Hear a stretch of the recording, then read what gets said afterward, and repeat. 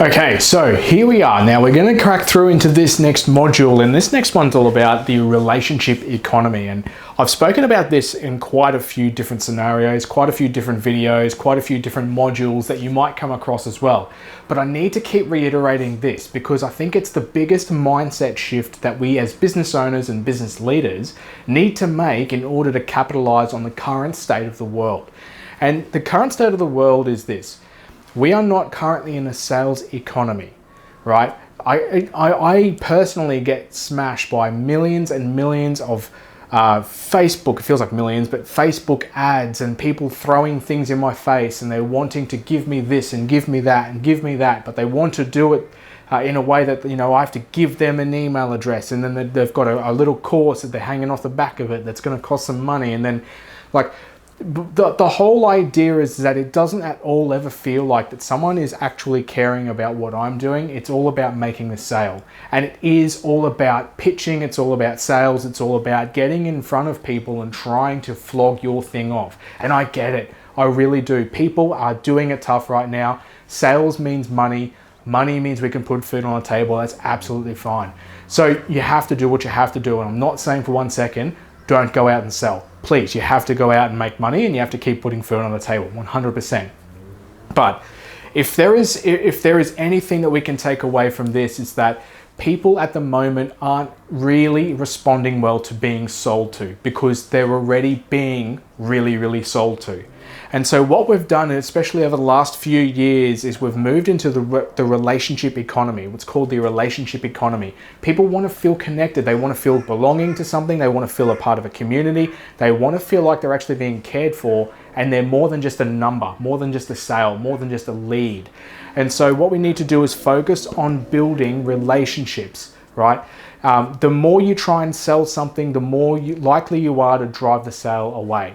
But instead, if we can build a relationship with people in the market, and we can actually show them the value of taking the next step together, which is what positioning is all about, if we can show them the value of that, then we're more likely to actually get involved with them, when they're more likely to want to get involved with us, and we're more likely to actually take that next step together. And if you can make it so that it is a product that is valuable, and so there is a financial transaction involved in that, then that's the way to do it. But just going out there and trying to sell, that is absolutely, it might work short term, it might work tactically, it might work for now. If that's the intention, great. But we're talking about building this thing here. We're talking about building brand. Brand is not like a logo or a picture or, you know, anything like that. Your brand is literally what you are known for in the market, in the world, in the community, in the industry. Your brand is the core and the essence, and it is exactly the holistic experience that people have when they interact with you. And so what you can do really quickly, if you're pushing sales too hard, especially in a relationship economy, if you're pushing sales too hard and if you're pitching, you can actually start to detract from what your brand is. And people can start to get that funny little taste in their mouth around who you are, what you do. And this is where typically we'll see things like the terms like snake oil salesman and all these sorts of things, you know, scam artist, and all these things start coming out, is because their brand's being ruined by, you know, the activities that they've done, which is just completely detracted from what could have been the original intent. So your job as a business owner, as a service provider, as a leader in the world at the moment, especially when the world's doing it tough, is to concentrate on building brand, and do it through relationships. The first thing that underpins brand is philosophy, and I'm going to go into that in the next few videos. So keep an eye out for that. But brand is the most important thing, right? So we're relationship economy, not a sales economy. Don't try and sell. Build a relationship, and if you look after people, people will look after you. It's the law of reciprocity. And so if you're building brand, and you concentrate on building community, and you concentrate on building a place where people feel like they're a part of something, they're connected, they're not just a number or a lead, or, you know, just another part of someone's funnel. If people can feel like that, and you can genuinely give value, then they'll be willing to turn around and compensate for that. And if that means in terms of money, you make a sale, then so be it. The last thing I want to put up here is a similar concept.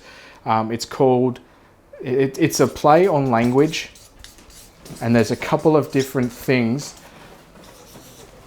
that go into this. And it's what we call upside down versus right side up language. It's a similar concept to, you know, Simon Sinek's Start With Why. It is a very kind of similar concept to that.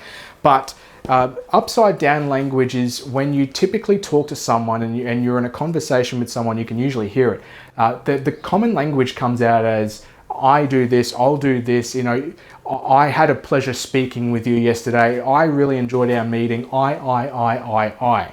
And the focus around upside down language is you. And let's just be really honest around here. People don't give a stuff about you. They just don't. People are only interested in what you can do for them.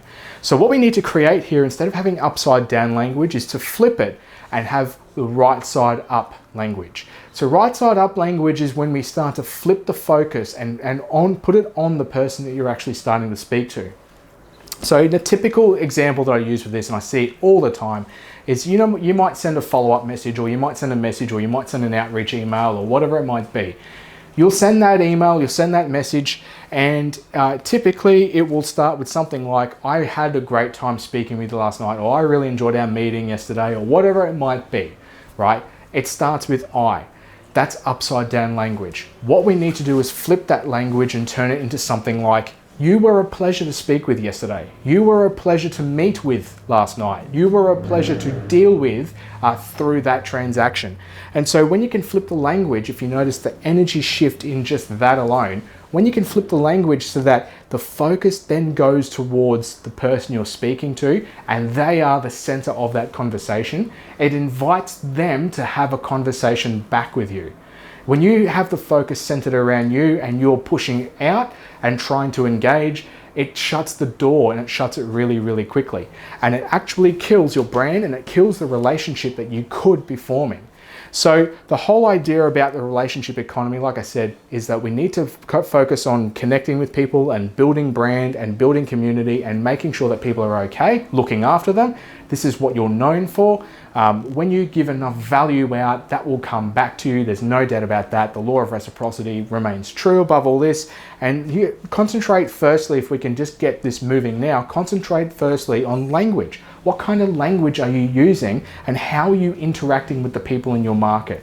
So I'm going to go through to the next video now.